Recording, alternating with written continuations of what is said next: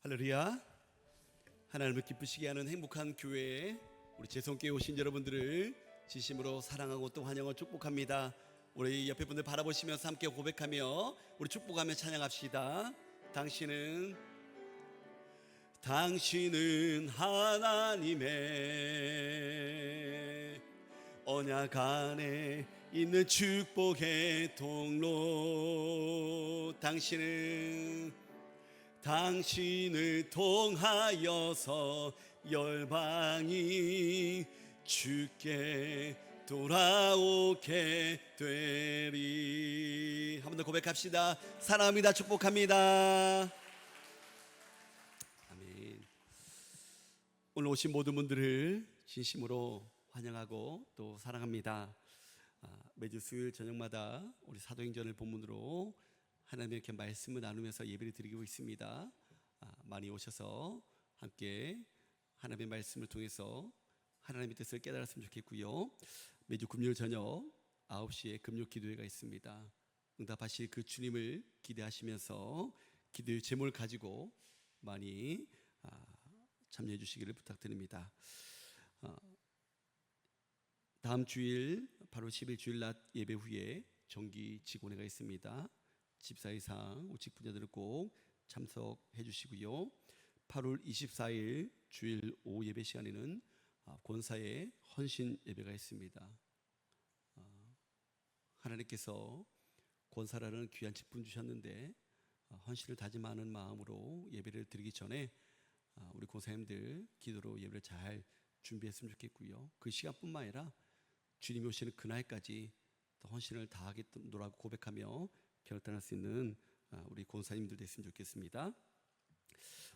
그리고 마지막 주일 8월 31일 주일은 가족 총동원 주일로 우리가 예배를 드리려고 합니다. 우리 크게 보면요, 우리 재송의 가족들이 한 가족이에요. 방학 중에 있거나 잠시 쉬고 있는 가족들이 있으면 권면해서 8월 30일 날은 꼭 올 수 있게 여러분들 초청했으면 좋겠고요. 그리고 우리 사랑하는 가족들 있잖아요. 가정의 가족들 이날만큼은 꼭 같이 와서 함께 예배 드렸으면 좋겠습니다. 그래서 정말 하나님 기뻐하시는 귀한 예배 시간 될 수 있게 해달라고 기도하는 마음으로 여러분 꼭 많이 나오셔서 예배 드렸으면 좋겠고요. 그리고 우리가 다섯째 주 있는 그 주일날 오후에는 우리가 특별한 프로그램을 하잖아요. 그렇죠? 그래서 그 오후에는 또 특별한 시간을 가지려고 합니다. 그건 우리가 다음 주에 공고하도록 하겠습니다. 그러니까 많이 오셔서 함께 동참했으면 좋겠습니다.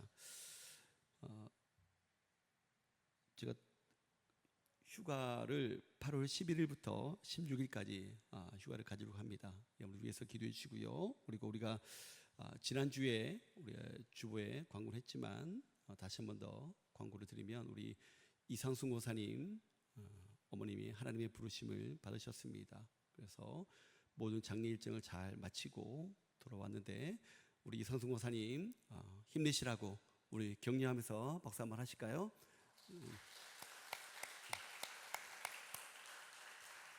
오늘 특별히 감사하는 마음으로 오늘 점심을 또 준비해 주셨어요. 여러분들 위로해 주시길 부탁드립니다.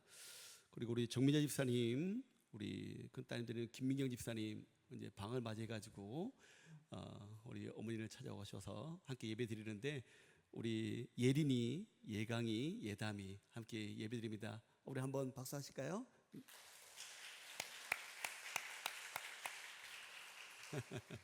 네, 감사합니다. 우리 8월 우리에게 주신 하나님의 말씀이 있습니다. 우리 재송이 가족들이 함께 유효될 말씀 다 받으셨죠, 그죠? 네, 8월의 말씀은 어디입니까? 요한복음 4장 23절 말씀입니다. 네, 우리 지난달과 동일하게 예배에 관련된 말씀입니다. 그래서 우리가 8월 1일 월삭 우리 금요 기도회 때 함께 우리 예배에 대해서 함께 나눴는데 우리 사랑하는 재송이 가족들 무엇보다도 예배의 성공자가 될 수 있기를, 예배의 승리가 될 수 있기를 주님 여러분 축복합니다. 우리 8월 말씀 한번 다 같이 읽어보겠습니다. 시작. 아버지께 참되게 예배하는 자들은 영과 진리로 예배할 때가 오나니 곧 이때라. 아버지께서는 자기에게 이렇게 예배하는 자들을 찾으시느니라.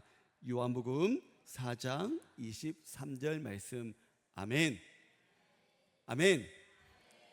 마지막 때 하나님께서는 예배하는 자들을 찾으신다고 말씀하셨는데, 하나님께서 찾으시는 진정한 예배자가 우리 재성의 모든 가족들이 다 될 수 있기를 주님의 이름으로 축복합니다.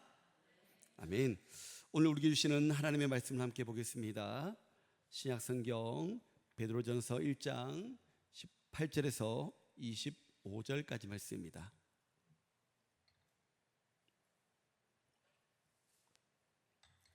신약성경 베드로전서 1장 18절에서 25절까지 말씀 한 절씩 교독하겠습니다.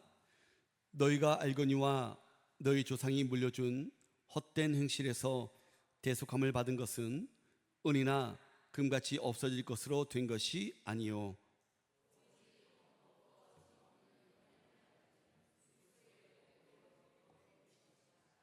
그는 창세전부터 미리 알림 받으시니나 이 말세에 너희를 위하여 나타내신 바 되었으니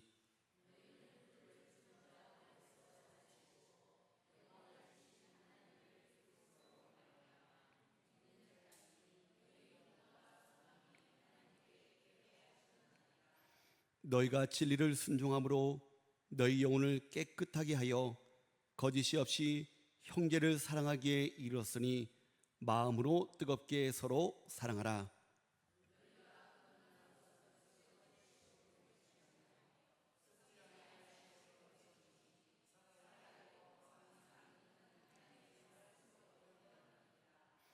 그러므로 모든 육체는 불과 같고 그 모든 영광은 풀의 꽃과 같으니 풀은 마르고 꽃은 떨어지되 오직 주의 말씀은 세세토록 있도다 하였으니 너희에게 전한 복음이 곧 이 말씀이니라. 아멘. 할렐루야. 우리가 계속해서 베드로전서의 말씀을 가지고 하나님의 말씀을 나누고 있습니다. 여러분, 베드로전서와 베드로후서를 누가 기록했을까요? 누가 기록했을까요? 네, 맞습니다. 사도 베드로입니다. 그런데 우리가 조금 더 정확하게 말씀드리면 베드로가 말하고 5장 12절에 보니까 실루아노가 기록했다라고 성경은 말하고 있습니다. 실루아노는요, 우리가 잘 알고 있는 것처럼 사도행전에서 바울과 동행했던 실라와 동일한 인물입니다. 우리가 베드로전서와 베드로후서를 읽어보면 기독교의 핵심 교리가 담겨져 있습니다.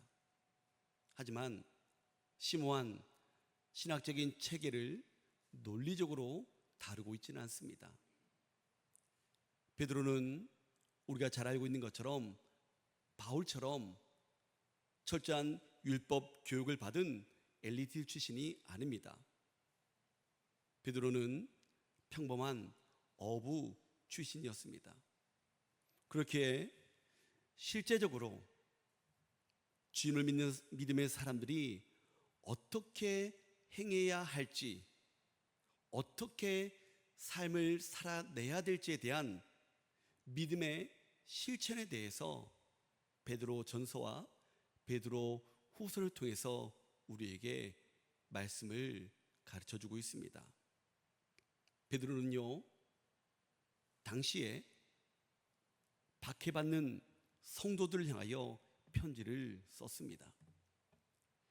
예수님을 믿는다는 그 이유로 고난을 당하고 감옥에 갇히고 심지어 죽임을 당하던 시대였습니다. 그런 상황 가운데 믿음을 잃지 않고 신실하게 주님을 섬기고 있었던 성도들에게 베드로 사도는요, 무엇보다도 구원에 대한 소망, 영원한 생명에 대한 소망, 그것을 품고 살아가야 된다는 것입니다. 그런데 그것에 그치지 않았습니다. 그런 소망을 품고 살아간다면 온전한 행실을 통해서 신실한 모습으로 그 믿음을 나타낼 것을 권면을 하고 있다는 거예요. 여러분, 베드로가 당시 성도들에게 이런 메시지를 선포한 것은요, 오늘을 살아가는 저와 여러분들에게도 적용되는 메시지입니다. 주님을 믿는다고 말하면서도 우리는 주님을 믿음으로 구원받은 자라고 고백을 하면서도 우리의 삶의 현장에서는 그 믿음이 보이지 않는 경우가 너무나 많지 않습니까? 당시 서머나 교회의 감독을 있었던 폴리캅이라는 분이 있습니다. 성인입니다. 로마 신들을 믿지 않는다는 이유로 AD 155년에 순교를 당했습니다. 그의 명성과 80이 넘은 고령이었기에 로마 당국에서는요, 그에게 이런 제안을 합니다. 당신이 만약 예수를 부인하면, 예수 그리스도를 메시아라고 부인하면 당신을 살려주겠습니다. 목숨만은 건져주겠습니다 라고 유혹을 했습니다. 그러자 폴리캅은 이렇게 얘기했다고 합니다.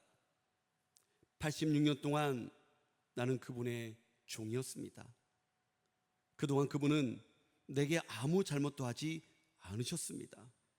그런데 어떻게 내가 나를 구원하신 왕을 모독할 수 있겠습니까?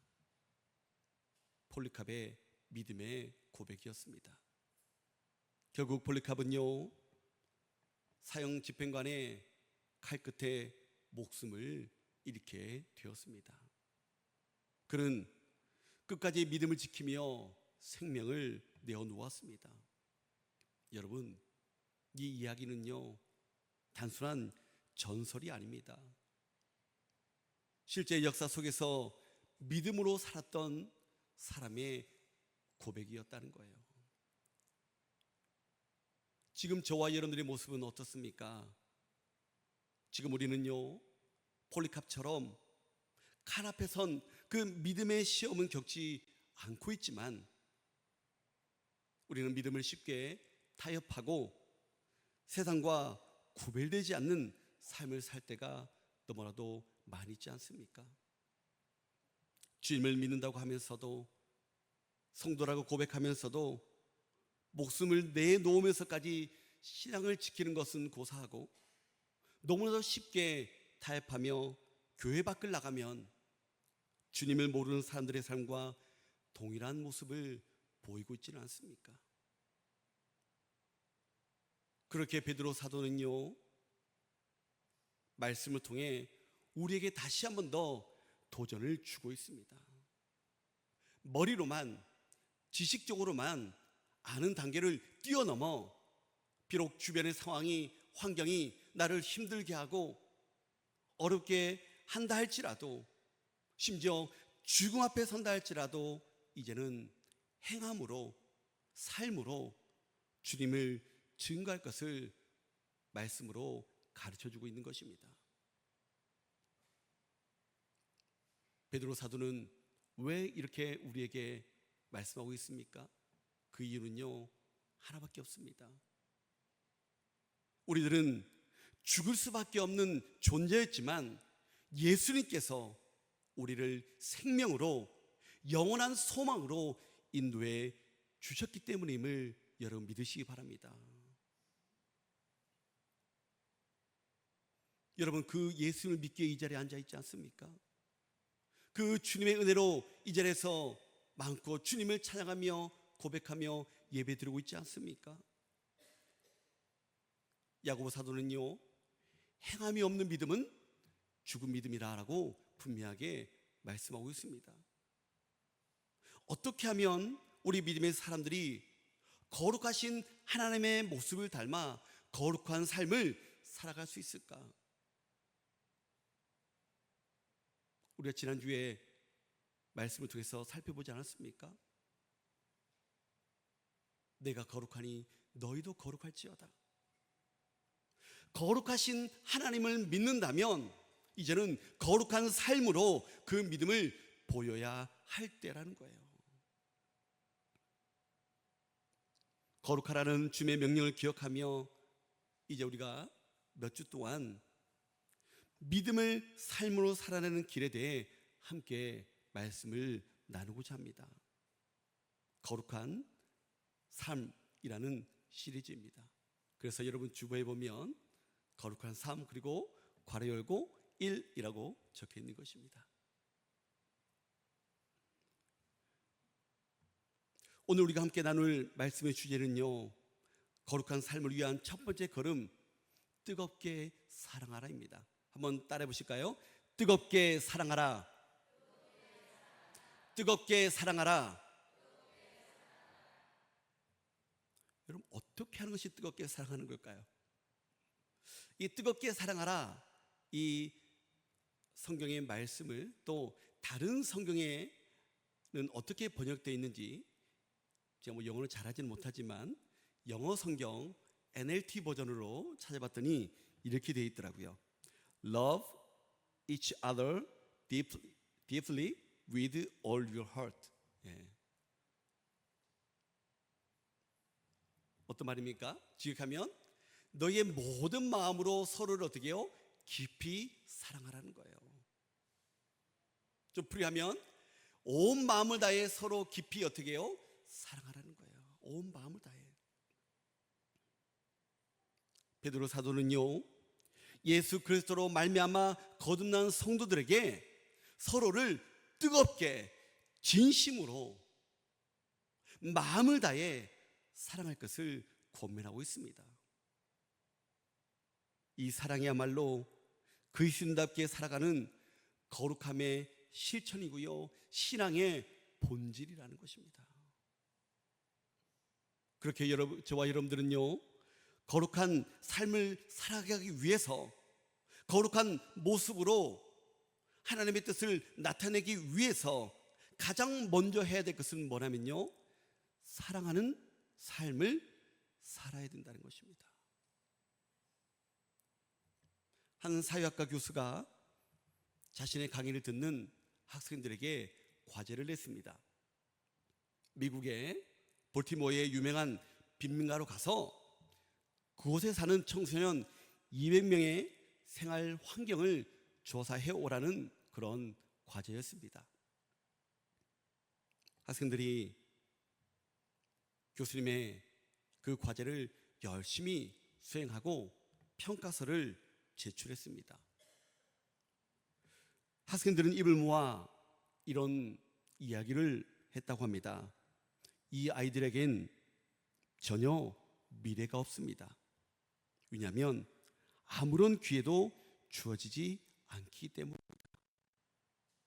빈민가에 살고 있는 아이들에게 누가 그들에게 기회를 주고 그들에게 관심을 보일 리 없다는 것입니다. 그렇게 미래가 불투명하다는 거예요. 그로부터 25년이 지난 뒤에 또 다른 사회학과 교수가 학생들에게 그 200명의 청소년들이 25년이 지난 현재 어떤 삶을 살고 있는지 추적해서 조사를 해보라는 과제를 냈습니다. 학생들의 조사 결과 놀라운 사실이 밝혀졌습니다. 사망을 하거나 다른 지역으로 이사를 간 20명을 제외하고 나머지 180명 중에 176명이 그들의 예상과 다르게 대단히 성공적인 인생을 살아가고 있다라는 결과를 도출하게 되어집니다. 그 결과를 받아보고 이 교수님이요, 그들 한 사람씩 만나 직접 물어보았다고 합니다. 당신이 성공할 수 있었던 가장 큰 이유가 무엇입니까? 만나는 사람마다 대답은 한결같았습니다. 한 여 선생님 덕분입니다 라는 대답을 들었다는 거예요. 교수는 수소문 끝에 그 여교사를 찾아가서 이렇게 물었습니다. 도대체 어떤 기적적인 교육 방법으로 이 빈민가의 청소년들을 이처럼 성공적인 인생으로 이끌었습니까? 도대체 어떻게 그 아이를 변화시킨 것입니까? 그 여선생님의 대답은 단 한마디였습니다. 저는 그 아이들을 사랑했을 뿐입니다. 한 사람의 사랑만 풍성히 받아도 인생은요, 이렇게 달라질 수 있다는 거예요. 오늘 이 시대는 사랑의 굶주린 시대인 것 같습니다. 많은 사람들이 입술로는 사랑한다 고백하지만 많은 사람들이요, 그 입술로만 고백하는 그 사랑으로 충족하지 못한 그런 모습들이 곳곳에서 그 증상들이 나타나고 있다는 거예요. 성경은 사랑의 가치를 분명하게 말씀해 주고 있습니다. 좋은 은사를 가지고 있다 할지라도 사랑이 없으면 진정한 가치가 없다는 것입니다. 방언과 천사의 말을 할지라도 사랑이 없으면 소리나는 구리와 울리는 꽹과리에 불과하다는 것입니다. 예언하는 능력이 있고 모든 지식을 알고 있다 할지라도 사랑이 없으면 아무것도 아니라는 거예요.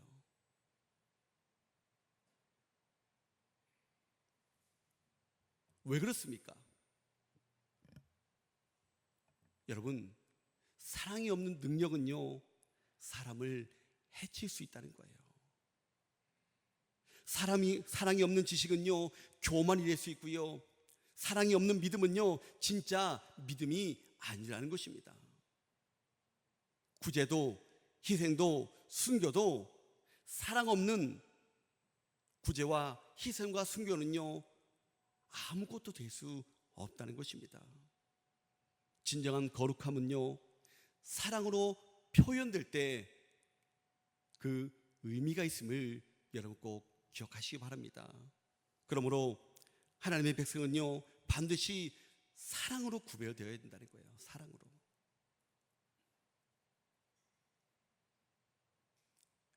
우리나라는 단일 민족이기 때문에 외국인에 대한 구분이 아직까지는 명확합니다. 그렇죠?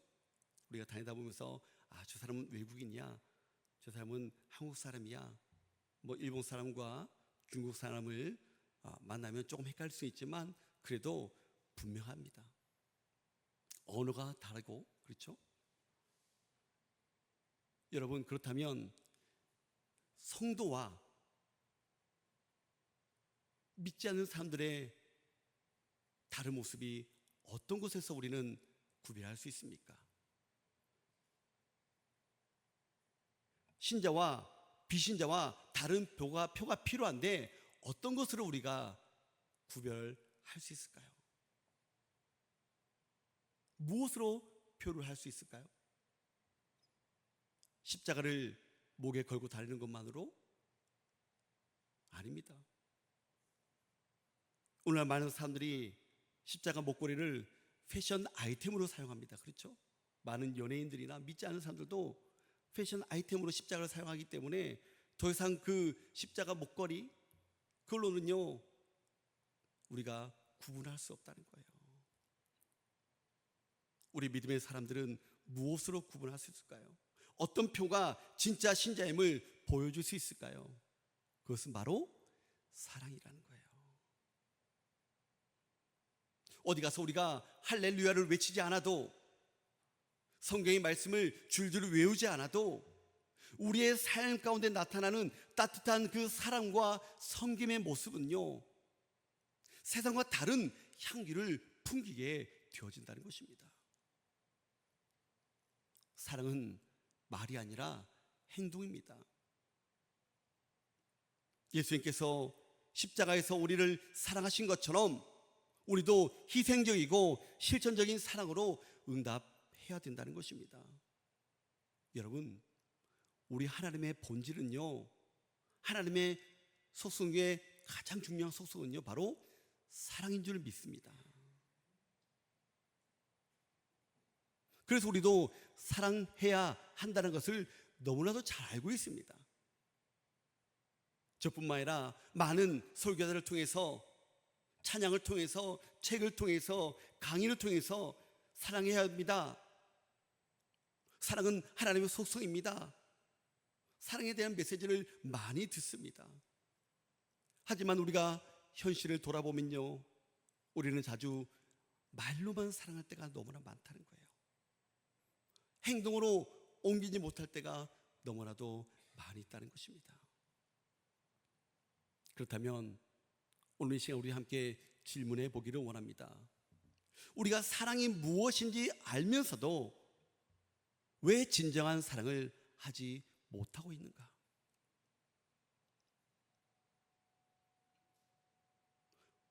우리가 정말 하나님께서 원하시는 사랑을 왜 하지 못하는지 그 이유를 우리가 알아야 되지 않겠습니까? 그래서 오늘 여러분들과 함께 우리가 진정으로 하나님께서 원하시는 사랑을 하지 못하는 그 이유를 살펴보고 거룩한 모습으로 살아가기 위하여 우리가 어떻게 사랑해야 되는지 그것을 함께 깨닫기를 원합니다. 우리 첫 번째로 오늘 우리가 진정으로 사랑하지 못하는 이유는요, 하나님의 말씀에 순종하지 않기 때문에 그렇다는 거예요. 오늘 본문 22절을 다시 한번 우리 함께 읽어보겠습니다. 너희가 진리를 순종함으로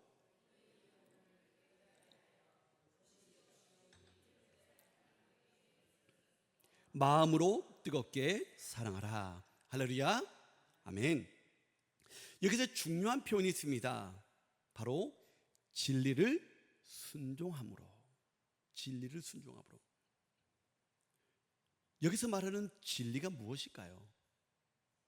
오늘 본문에서 베드로가 말하는 진리는요, 예수 그리스도를 통해 나타나게 된 하나님의 복음을 말하는 것입니다. 그 복음을 통해서 우리에게 주어진 하나님의 말씀이 바로 진리라는 거예요. 베드로 사도는 오늘 22절 본문을 통해서 우리에게 말씀하는 것은요, 그 진리 하나님의 말씀에 순종하면 우리의 영혼은 깨끗해지고 그 결과 거짓 없이 순수하게 서로 어떻게 해요? 사랑하게 되어진다라고 우리에게 가르쳐주고 있는 것입니다. 사랑은요, 우리가 노력하기 이전에 하나님의 말씀에 대한 순종에서 시작되어야 된다는 것입니다. 우리가 말씀을 읽고도 순종하지 않으면요, 우리의 마음속에는 여전히 이기심과 자존심과 경쟁심이 남아있다는 거예요. 그러면 겉으로는 웃으면서 서로를 대할지 몰라도 속으로는요, 미워하고 질투하는 모습으로 살아갈 수밖에 없다는 것입니다. 이런 모습은요, 진짜 사랑이 아니라는 거예요. 가식적인 관계고요, 감정적인 그냥 친밀감에 불과하다는 것입니다. 오늘날 교회 안에서도 정말 있어서는 안 되는 그런 일들이 이루어지고 있지 않습니까?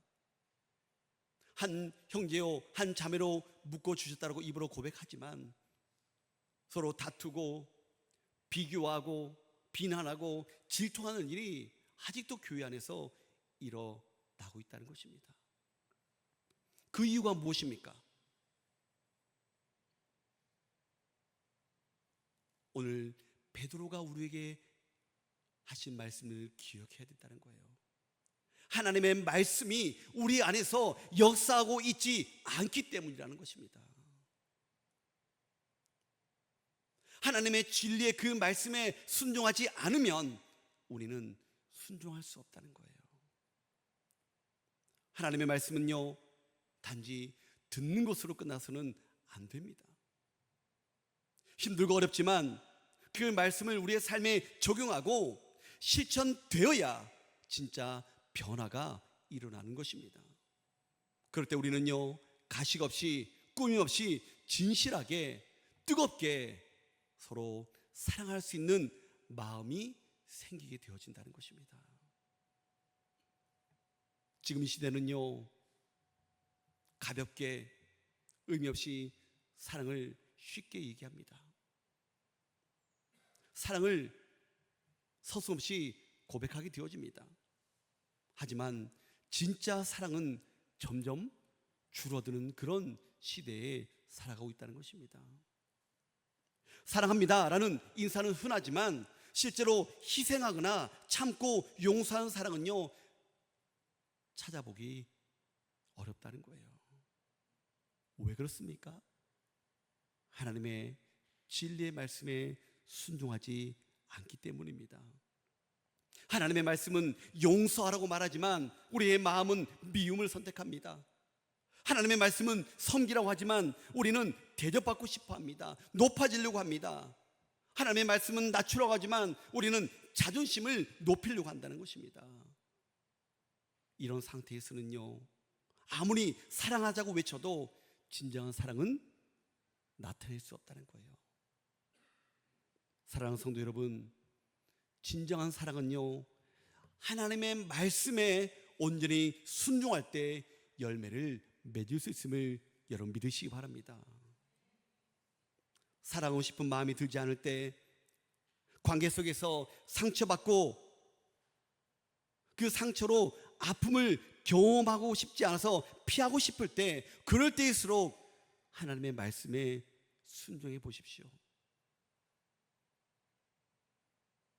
진리를 따라 사는 사람은요, 자연스럽게 사랑하는 사람이 될 수 있음을 여러분 믿으시기 바랍니다. 두 번째로 우리가 진정으로 사랑하지 못하는 이유는요, 우리들의 이기적인 마음 때문에 그렇다는 거예요. 입술로는 사랑한다고 고백하지만 마음을 다해 사랑을 하지 못하는 그 이유는요, 우리의 이기적인 마음 때문에 그렇다는 거예요. 오늘날 많은 사람들이 기독교를 향하여 어떻게 이야기합니까? 좋은 말이 많아요, 안 좋은 말이 많아요?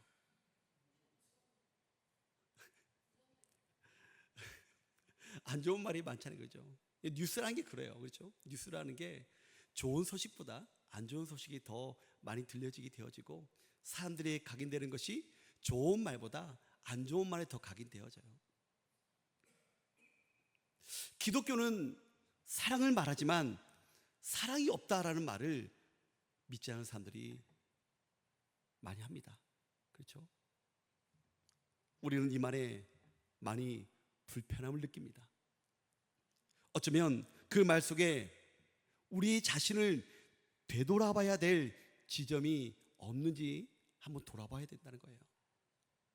우리를 향하여 손가락질하고 우리를 향하여 비난하고 또 해서 그것에 기분 나빠하지 말고요, 우리가 정말 그런 모습이 아닌지 한번 돌아봐야 된다는 거예요.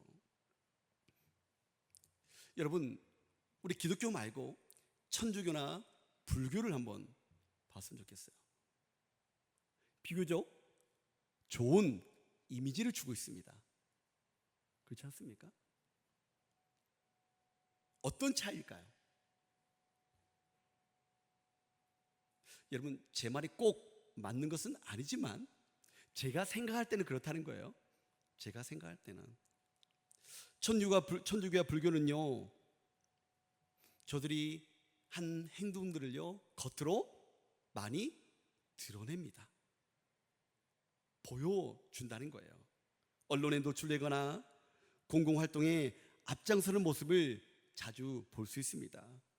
그만큼 자신들의 활동을 외부적으로 드러내는데 능숙합니다. 반면 기독교는 어떻습니까? 우리는 많은 사랑을 실천하고 섬김의 사역을 감당하고 있지만 세상 사람들의 눈으로 볼 때는요, 기독교 너무 배타적인 것이 아니야? 너무 자기들끼리 뭉쳐있고 자기들끼리만 좋아하는 그런 이기적인 집단 아니야? 라고 비춰질 수 있지만, 여러분, 실제적으로 제가 좀 오래전에 찾아본 통계지만 통계를 보면 그렇지 않다는 거예요.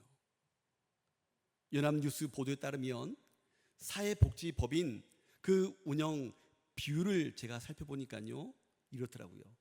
개신교는 52.15%, 불교는 27.95%, 천주교는 15.6%.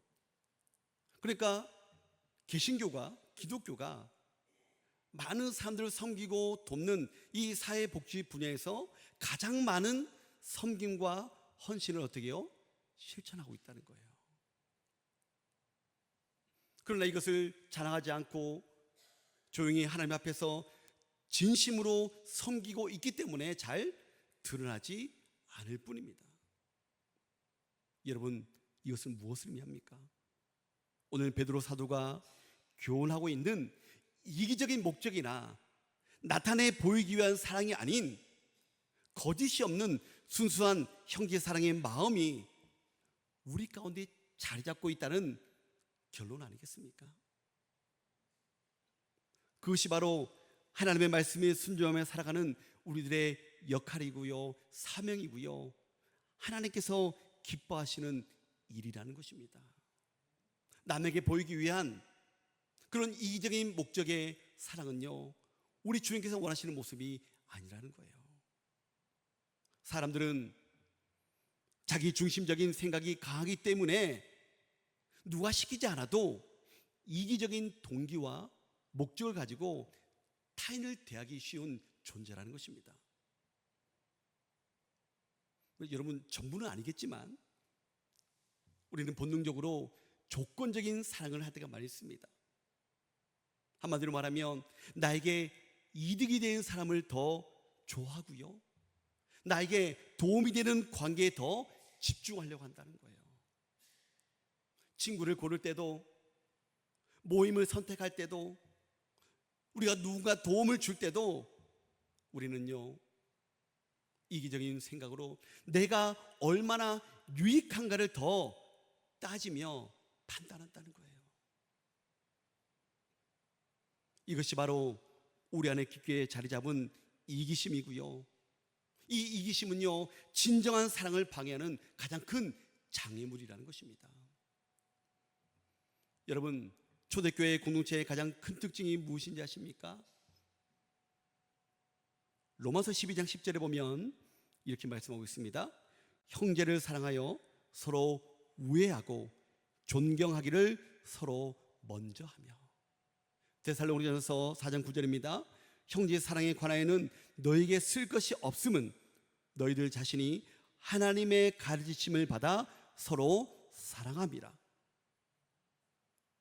사도 바울이 데살로니가 교회의 성도들에게 편지를 써서 권면을 하고 싶은데 이 사랑에 대해서는요, 너무 잘하고 있다는 거예요. 너무 훌륭하다는 거예요. 그래서 믿는 자들이나 믿지 않는 자들에게 본이 되고 있는 그 데살로니가 교회 성도들을 히브리서 13장 1절은 이렇게 말씀하고 있습니다. 형제 사랑하기를 계속하고. 초대교회 성도들의 특징은요, 가족처럼 서로 돌보고 먼저 존경하고 끊임없이 사랑을 어떻게 해요? 실천했다는 거예요. 그런 형제 같은 사랑이 있었기에 사도행전 2장 43절 이하에 보면 어떻게 초대교회 성도들이 지내고 있었습니까? 모든 물건을 서로 통용하고 자신의 소유를 나누고 기쁨과 순전한 마음으로 함께 음식을 먹고 하나님을 찬양하고, 그런 모습들을 통해서 백성들에게, 믿지 않는 사람들에게 어떻게 했다고요? 칭송을 받았다는 거예요. 그리고 그 모습을 본 많은 사람들이 그들의 삶과 함께하기 위하여 어떻게 해요? 더 넘쳐났다는 거예요.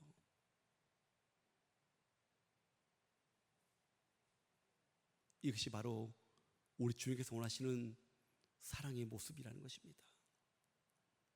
여러분, 우리 지금의 모습은 어떻습니까? 우리의 현실을 한번 돌아봤으면 좋겠어요. 정말 마음을 다해 진심으로 사랑하고 있습니까? 이웃을 내 몸처럼 여기고 있습니까? 교회 안에서, 가정에서, 직장에서, 사업장에서 내가 먼저 섬기려고 하고 있습니까? 섬기고 있습니까? 나는 정말 그렇게 살아가고 있습니다 라고 정확하게 자신 있게 말할 수 있는 사람은 몇 명이나 되겠습니까? 제가 너무 부정적으로만 얘기를 드려서 마음이 좀 그렇지만, 제가 부정적으로만 바라보는 것이 아니라 우리의 실체를 정확하게 파악해 보자는 거예요. 지피지기면 백전백승. 부정적으로 받아들이기보다 우리가 회복해야 할 사랑의 본질을 다시 붙잡을 수 있는 기회가 되었으면 좋겠습니다.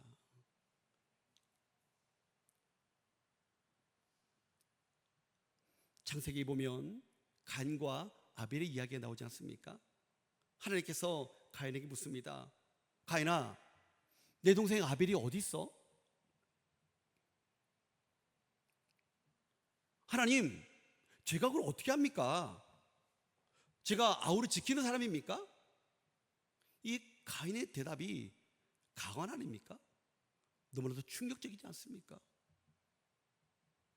이 말은요, 단지 살인보다 더 깊은 이기적인 무관심의 표현이라는 거예요. 이런 고백들이, 이 가인과 같은 고백들이 저와 여러분들의 입술 가운데 저도 모르게, 우리도 모르게 우리의 입술로 흘러나오고 있지는 않습니까? 내가 저 사람을 챙길 이유가 무엇입니까? 내가 우리 교회를 지켜야 됩니까? 내가 이 지역을, 이 나라를 신경 써야 됩니까? 가인의 말과 동일한 거예요. 이런 이기심이 우리 안에 있다면요, 우리는 결코 거짓 없는 사랑, 하나님이 원하시는 사랑을 할 수 없음을 여러분 기억하시기 바랍니다. 사랑하는 성도 여러분, 진정한 사랑은요, 하나님의 말씀에 순종할 때, 그리고 이기적인 마음을 버릴 때 가능하다는 사실을 여러분 꼭 기억하시기 바랍니다. 초대교회처럼 먼저 존경하고, 먼저 배려하고, 먼저 사랑하는 공동체가 우리 재송의 가족들이 될 수 있기를 주님이라고 축복합니다. 그렇게 오늘 우리가 함께 다짐했으면 좋겠습니다. 주님, 이기적인 마음을 내려놓고 거짓 없는 사랑으로 이웃을 섬기겠습니다. 하나님의 일들을 감당하겠습니다. 하나님의 뜻을 나타내겠습니다. 이런 믿음의 고백과 결단이 저와 여러분들 삶 가운데 넘쳐날 수 있기를 다시 한 번 더 주님으로 축복합니다. 마지막입니다.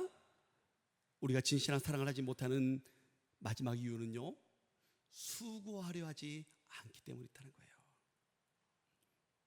사랑이 중요하다는 것을 우리는 너무나 잘 알고 있습니다. 하지만 진짜 사랑은요, 감정이 아닙니다. 진짜 사랑은요, 행함이라는 거예요. 행동이라는 거예요. 그리고 그 행동에는요, 반드시 뭐가 따라요? 수고가 따른다는 것입니다. 데살로니가전서 1장 3절에 보면 사도 바울은 데살로니가 교회를 칭찬하면서 이렇게 말합니다.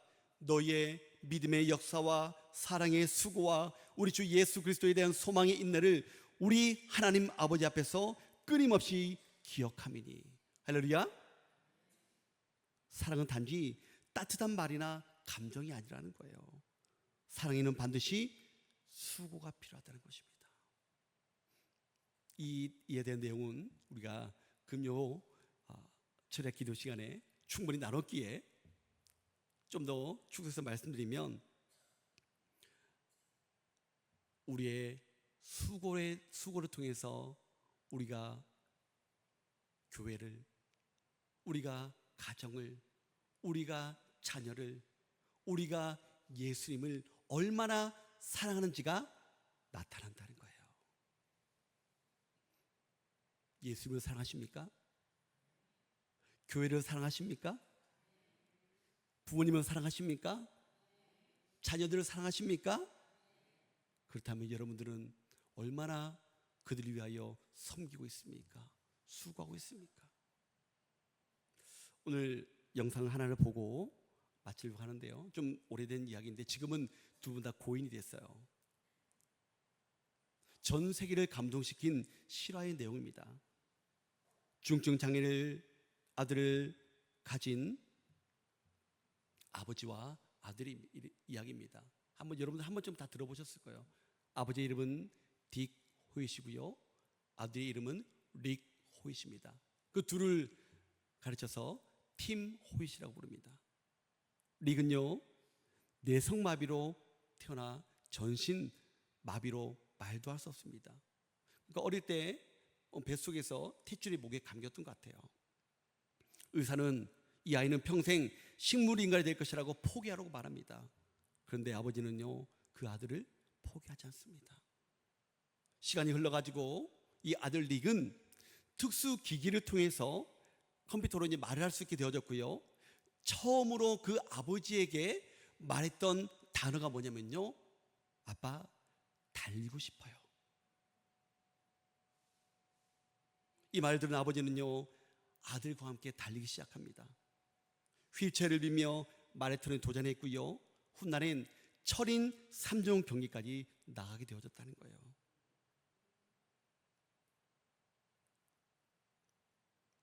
지금 두 분 다 고인이 되었지만 아버지는 늘 이렇게 얘기했답니다. 나는 아들 없이는 달리지 않는다. 아버지는 내 날개 아래를 지탱해주는 바람입니다. 장애를 가진 아들을 위한 아버지의 헌신적인 사랑, 이 이야기를 들을 때마다 그 아버지의 사랑이 얼마나 큰가를 깨달을 수 있다는 거예요. 이 이야기를 통해서 우리들에게 묻습니다. 당신은 누군가를 위하여 그렇게까지 수고한 적이 있습니까? 좀 시간이 갔지만 한 영상을 잠깐 보고 설교를 마무리하겠습니다.